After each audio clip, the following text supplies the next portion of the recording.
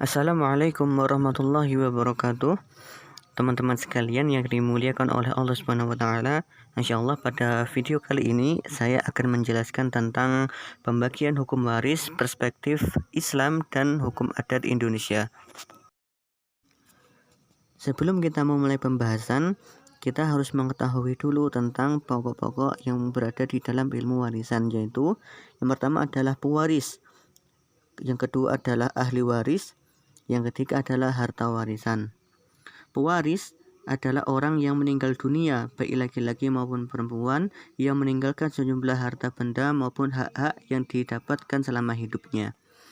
Adapun ahli waris adalah orang yang berhak menerima harta peninggalan atau mewarisi harta orang yang meninggal, baik karena hubungan keluarga, pernikahan maupun karena memerdekakan hamba sahaya atau budak.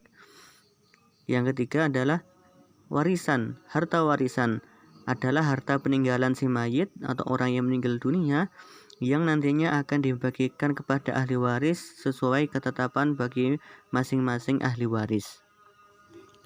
Hukum warisan menurut Islam juga diatur dalam hadis Nabi Muhammad SAW dan di dalam Al-Quran Al-Karim.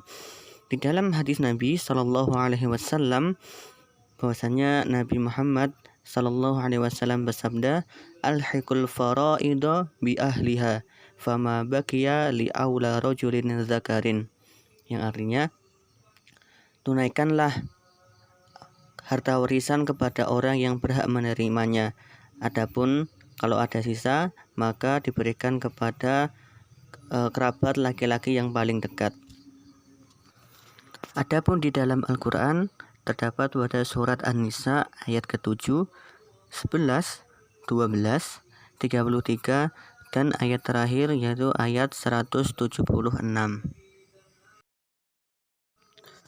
Perlu kita ketahui bahwasanya tradisi orang-orang Arab sebelum Islam datang adalah salah satunya mereka membagikan harta warisan hanya kepada anak laki-laki saja dan tidak memberikan kepada anak perempuan. Setelah Islam datang, maka Islam memuliakan kaum perempuan terutama dalam masalah warisan, yaitu mereka juga mendapatkan harta warisan, akan tetapi jatah mereka adalah setengah dari jatah seorang laki-laki.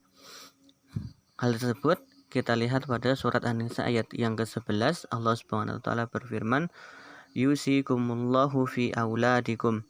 Yang artinya Allah mensyariatkan bagimu tentang pembagian warisan untuk anak-anakmu, yaitu seorang anak laki-laki sama dengan bagian dua orang anak perempuan.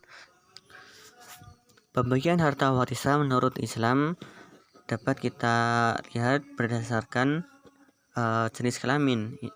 Yang pertama adalah laki-laki. Ahli waris laki-laki ada 10, yaitu anak laki-laki, cucu laki-laki, dan seterusnya ke bawah, ayah, kakek, dan seterusnya ke atas, saudara laki-laki, anak laki-laki dari saudara laki-laki atau keponakan, walaupun jauh seperti anak dari keponakan, paman, anak laki-laki dari paman, walaupun jauh, suami, dan bekas budak laki-laki yang dimerdekakan. Adapun dari sisi perempuan ada 7 orang, yaitu anak perempuan dari anak laki-laki atau cucu perempuan dan seterusnya ke bawah, kemudian ibu, nenek, dan seterusnya ke atas, saudara perempuan, istri, dan bekas budak perempuan yang dimerdekakan. Kemudian hak waris yang tidak bisa gugur.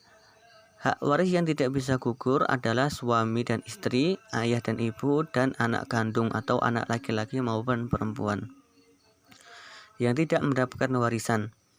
Adapun yang tidak mendapatkan warisan ada 7, yaitu budak laki-laki, budak wanita yang disetubuhi tuannya dan melahirkan anak dari tuannya, ummul walad, kemudian budak yang merdeka karena berjanji membayar kompetensi tertentu pada majikannya, pembunuh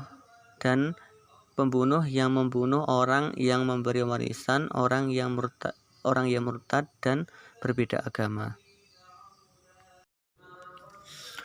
Baik, sekarang kita menuju kepada pembahasan hukum waris menurut adat Indonesia.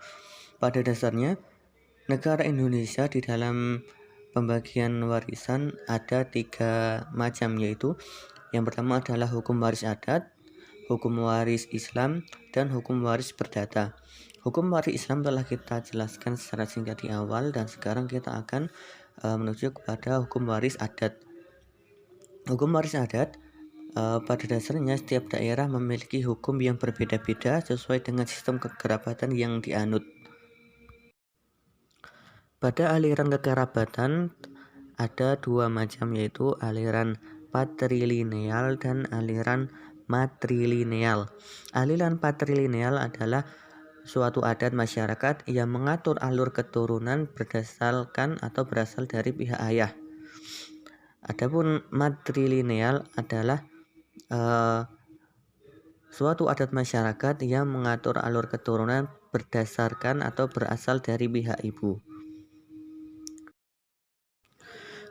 Di Indonesia sendiri, hukum waris mengenal beberapa macam sistem pewarisan, di antaranya sistem keturunan. Sistem ini dibedakan menjadi 3 macam, yaitu sistem patrilineal, kemudian matrilineal, dan sistem bilateral.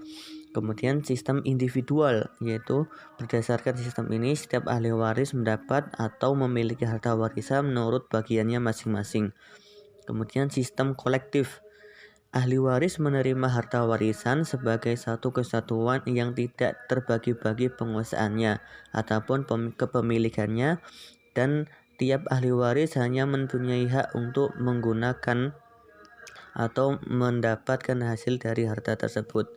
Kemudian sistem mayorat.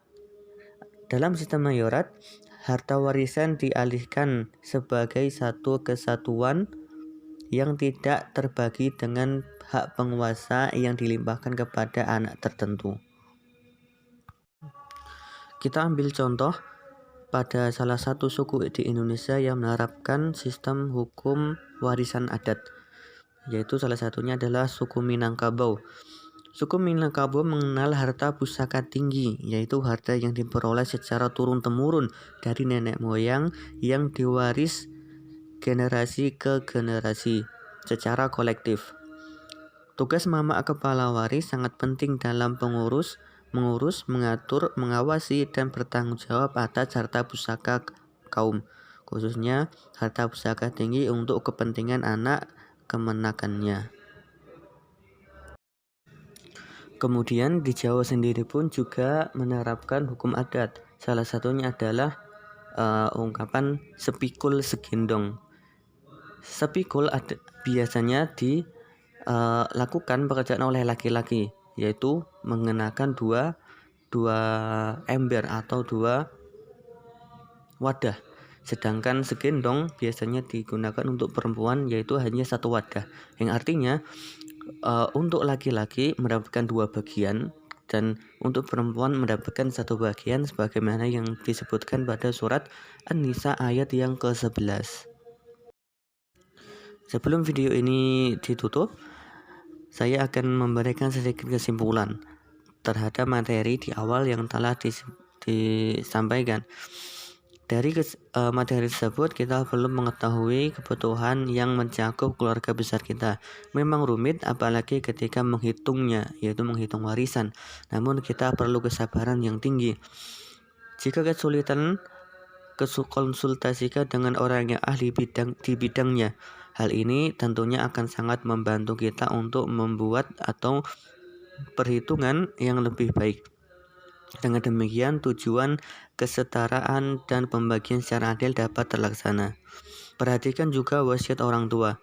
Jika merasa perlu menegakkan keadilan dan kesetaraan, jangan sungkan untuk bermusyawarah.